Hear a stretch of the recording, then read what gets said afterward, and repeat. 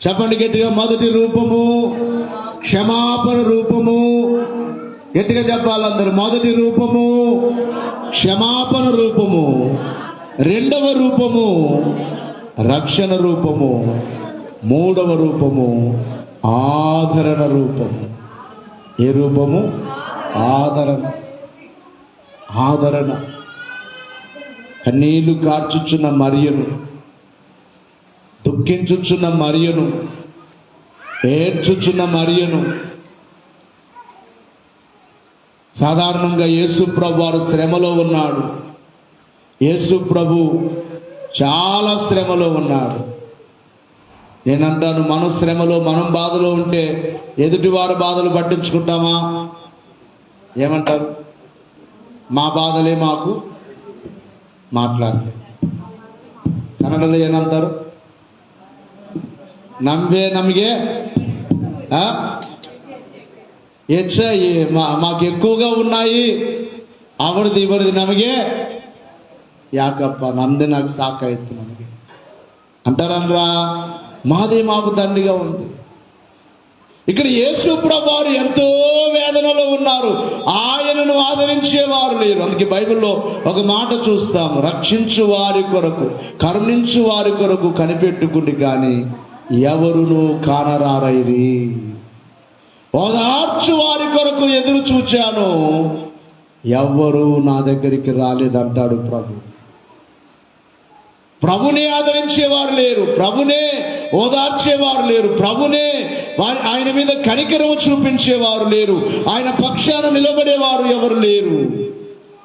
ఆయనే ఎంతో శ్రమలో ఉన్నాడు, ఆయనే ఎంతో వేదనలో ఉన్నాడు, ఆయన ఎంతో బాధలో ఉన్నాడు.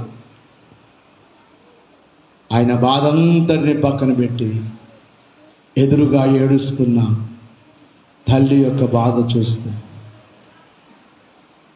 తల్లిని ఆదరిస్తూ ఉన్నాడు, తల్లిని ఓదార్చుచూ ఉన్నాడు. దుఃఖించుచున్న తల్లిని, వేదనతో ఉన్న తల్లిని. అందుకే అయ్యగారు పాడుచు ప్రతి మాటకు పాట అయ్యగారు రాశారు. తల్లికి నొక సంరక్షకుని నిచ్చి ఎల్లరకు మాదిరి కనుపరచినావా.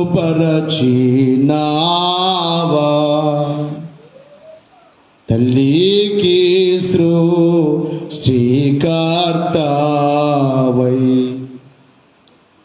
ప్రేమ ధనయుండవై గౌరవించి యున్నావా. ఏడు మాటలు పలికినావా. తల్లికి ఒక సంరక్షకుణ్ణి,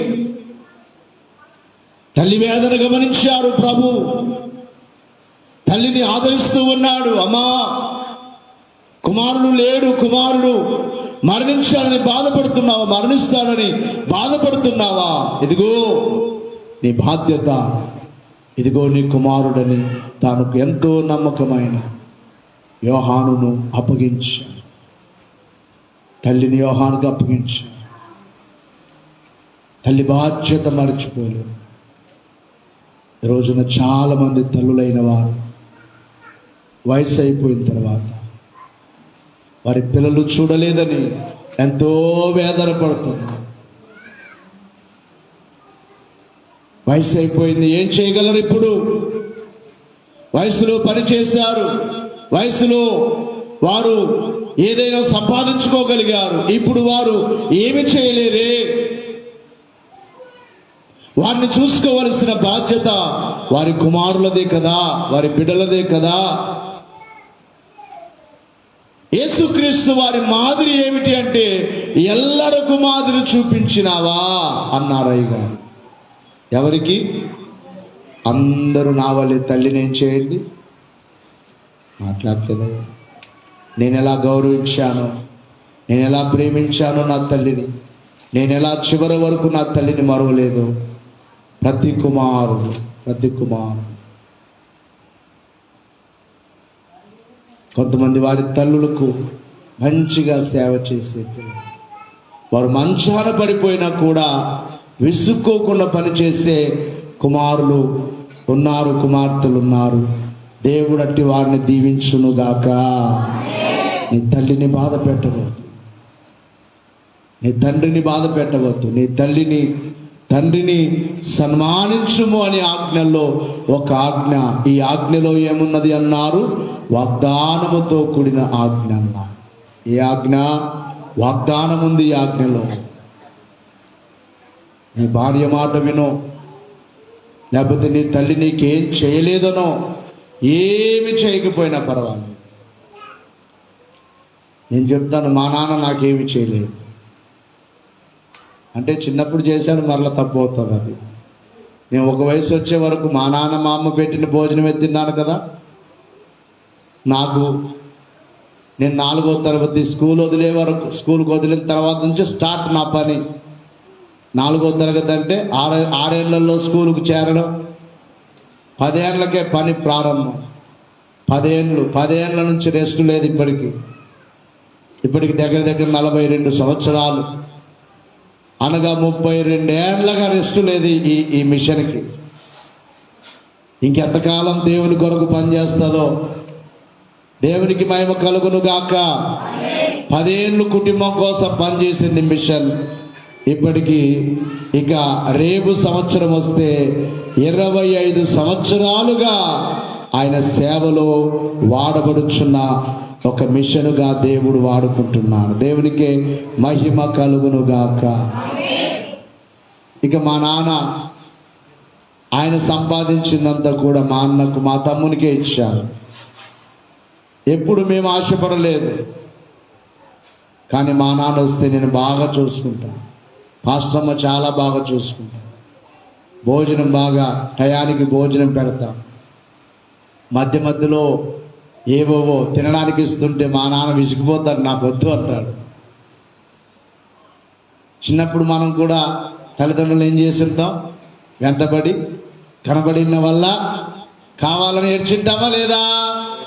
ఏడ్చుంటాం. వారు కొనిచ్చేంత వరకు మనం ఏం చేయం? విడిచిపెట్టాం. మరి ఇప్పుడు ముసలు అయిన తర్వాత వాళ్ళకు కూడా ఏమైనా తినాలనిపిస్తూ ఉంటుంది. అడుగుతారా? అడగలరా? అడగలేరు. ఏం కావాలో తెచ్చి ఇవ్వాలి బాధ్యత తండ్రికి తల్లికి. యేసు ప్రభువారు సిలువలో తన తల్లిని గౌరవించారు, ఆదరించారు. అందుకే 3వ రూపం అయ్యగారు అన్నారు, ఆదరణ రూపము. ఏ రూపము? ఎందరినో ఆదరించాడు భూమి మీద. దుఃఖించే వారిని ఆదరించారు, వేదనతో ఉన్న వారిని ఆదరించారు, ఏడవద్దు అని చెప్పారు, ఏడ్చుచున్న వారి యొద్దకు వెళ్ళారు. కడకు సిలువలో ఆయనే ఎంతో దుఃఖములో ఉన్నప్పటికీ కూడా తన దుఃఖమంతా పక్కన పెట్టి తన ఎదురుగా ఏడ్చుచున్న తల్లి యొక్క దుఃఖాన్ని గుర్తించిన వారుగా ప్రభు మనకు ఆదరణ రూపిగా కనబడుచున్నాడు. ఇక 4వ రూపం ఏమిటంటే విడువబడిన రూపము. అందరి చేత విడిచిపెట్టబడ్డారు. ఎవరు ఆయన దగ్గర లేరు. ఎందరో ఆయన ద్వారా మేళ్లు పొందారు, ఆయన ద్వారా కార్యాలు పొందారు, ఆయనను వెంబడించారు. అందరూ ఆయనను విడిచిపెట్టారు. అందరి చేత విడిచిపెట్టబడిన రూపిగా ప్రభు సిలువలో కనబడుచున్నాడు. దేవునికి మహిమ కలుగును గాక. మన కోసమే విడిచిపెట్టబడ్డాడు. నరుడావు కాకున్నా ఎడాలా. లేచి నిలబడదాం. దేవా నన్నేలా విడాచితివని అడిగి నావా. నరుడవును దేవుండావును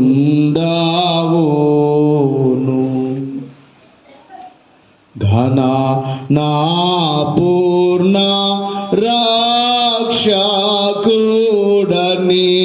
రుజువై నావా. 7 మాటలు పలికినావా. నరుడావు కాకున్నా ఎడాలా దేవా నన్నేలా విడిచితివని అడిగినావా నరుడవును దేవుండావును ఘన నా పూర్ణ రక్షకుడని రుజువై నావా. దేవునికి మహిమ కలుగును గాక. విడవబడ్డాడు అందరి చేత, కడకు తన తండ్రి కూడా విడిచిపెట్టాడు, దేవదూతలు ఆయన విడిచిపెట్టారు, ఆయన శిష్యులు ఆయన విడిచిపెట్టారు, ఆయన సహోదరులను పడిన వారు ఆయన విడిచిపెట్టారు, తన స్వజాతి ఆయన విడిచిపెట్టింది, అందరూ ఆయనను విడిచిపెట్టారు. అందుకే ఆయన విడువబడిన రూపముగా కనబడుచున్నాడు. ఇక 5వదిగా చూచినట్లయితే ఆవేదన రూపిగా ఆయనలో ఎంతో వేదన కనబడుతుంది. లోపల ఎంతో వేదన, ఎంతో బాధ ఆయనకు ఉన్నది. మనుషుల యొక్క ద్వేషము, మనుషుల యొక్క మాటలు, బల్లెముతో పొడిచినట్లు మాటలు, హృదయమునకు గాయమయ్యే మాటలు ప్రభుని మాట్లాడుచున్నారు వారు. ఆ మాటలకు ఆయన ఎంతో దుఃఖము, వేదన లోపల ఉన్నాడు, ఆవేదనతో ఉన్నాడు. ఆవేదనంత కోసం, మన కోసమే మనము నరకమునకు వెళ్ళకూడదనే, మనము నశించిపోకూడదనే, ఈ ఆత్మ నరకానికి వెళ్ళకూడదని ఆవేదన రూపిగా కనబడుచున్నాడు. అందుకే అయ్యగారు పాడుచు, ఎన్నిక జనుల ద్వేషం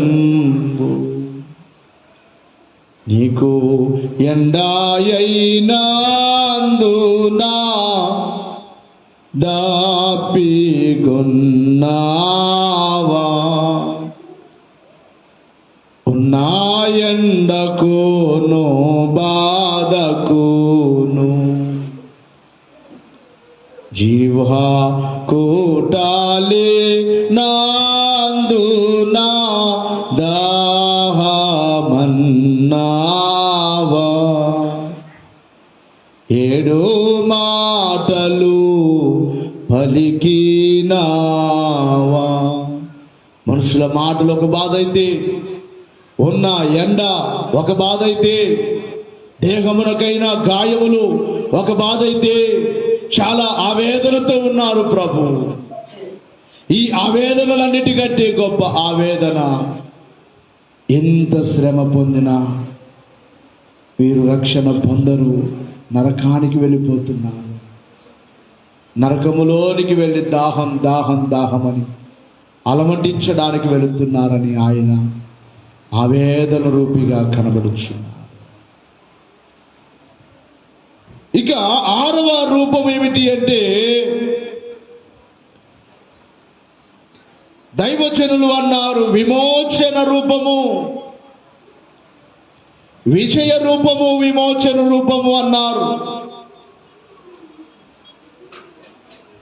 అనగా అన్నిటినీ ముగించుకున్నాడు. చేయుటకు ఆయనకు తండ్రి అప్పగించిన పని అంత ముగించాడు. ఏ పని కొదవ పెట్టలేదు. పాపుల రక్షణ కొరకు చేయవలసిన పనులెల్లా ముగించినావా.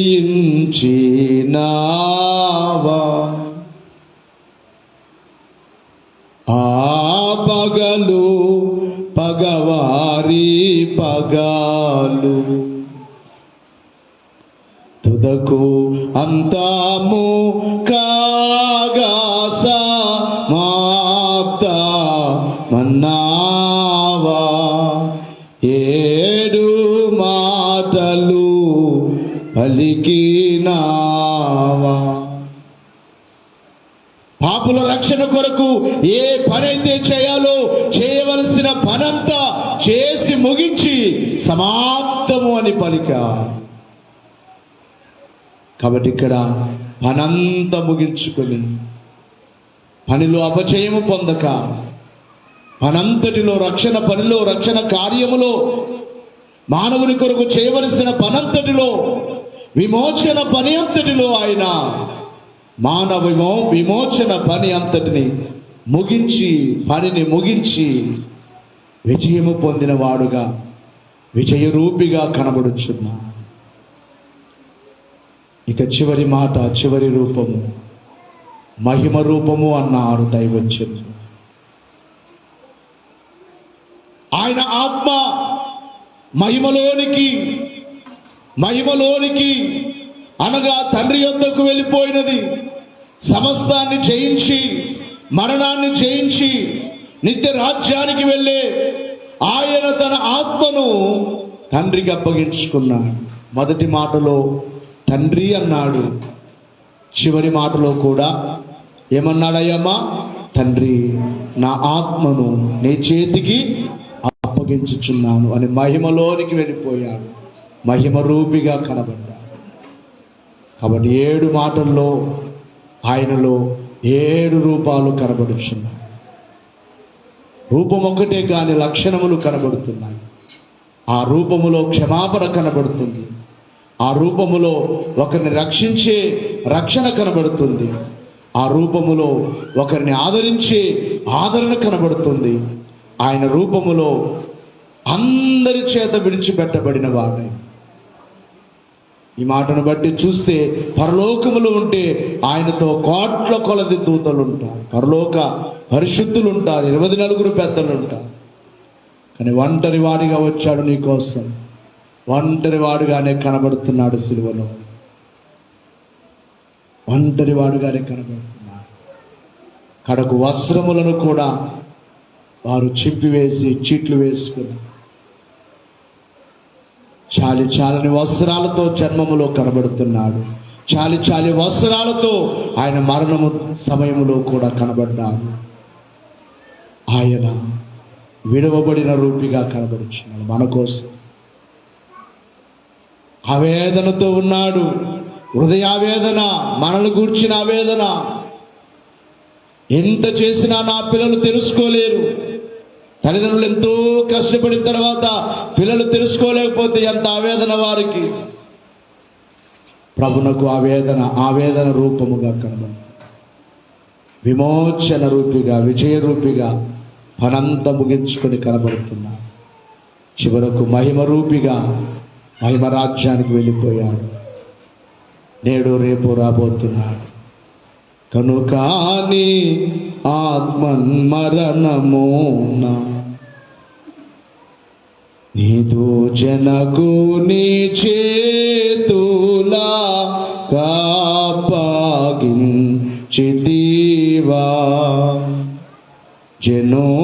జనులందరును ఈ పద్ధతినే కడను అనుసారి చూనాట్లు అట్లు చేసితివా.